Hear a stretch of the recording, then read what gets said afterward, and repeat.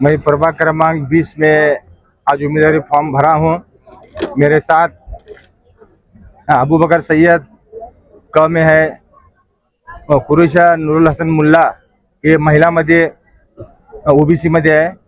सौ परवीन इनामदार, ये महिला ओपन के अंदर है। ऐसे 4 लोग को जो उम्मीदवारी मिल चुकी है, बी फॉर्म जोड़ा गया। मैं हमारे सभी पार्टी के वरिष्ठ नेतागण, पार्टी के सर्वेश्वर अजित दादा पवार साहब, मुख्यमंत्री महाराष्ट्र राज्य के आदरणीय भरणे मामा, कृषी मंत्री अण्णा बनसोडे साहेब, शहराचे सर्व जे पदाधिकारी, आमचे महाराष्ट्रामध्ये सहकारी असणारे आमचे उपमुख्यमंत्री एकनाथजी शिंदे साहेब, हे सर्व मिळून आम्ही महानगरपालिकेत जास्तीत जास्त कसा सीट येतील ते मी प्रयत्न करणार आहे व काही लोकांना सत्तेपासून रोखणार आहे ते समजा तुम्ही।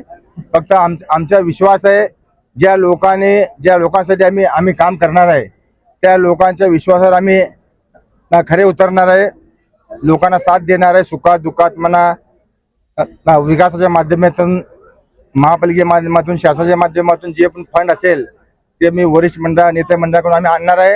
हातदवाड भागाचा मी विकास करण्याचा माझा उद्देश आहे, माझा मकसद आहे। तुमची लढाई कोणत्या पक्षाबरोबर आहे? बघू आता, सध्याला तर काय चित्र स्पष्ट नाही, सर्व उद्योगासमोर आहे। तर आता उद्या किंवा परवा सर्व चित्र क्लिअर होईल। शौकत पठाण म्हणतात की एमआयएमचा पॅनल प्रभाग 20 मधून निवडून येईल। अच्छी बात है, कोशिश है, उनके रहने दे दो। देखो, कोशिश सबकी रहती है, लेकिन हमारा भरोसा पब्लिक के ऊपर है, मतदार के ऊपर है।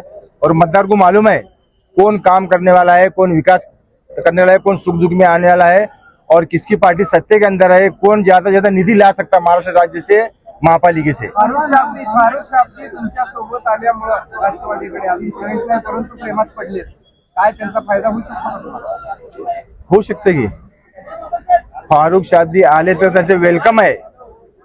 मी आपल्याला गवाही देतो, जे पण नेते मंडळी असेल, जे पण पक्षाचे असेल, आम्ही सर्वांना घेऊन काम करणार आहे।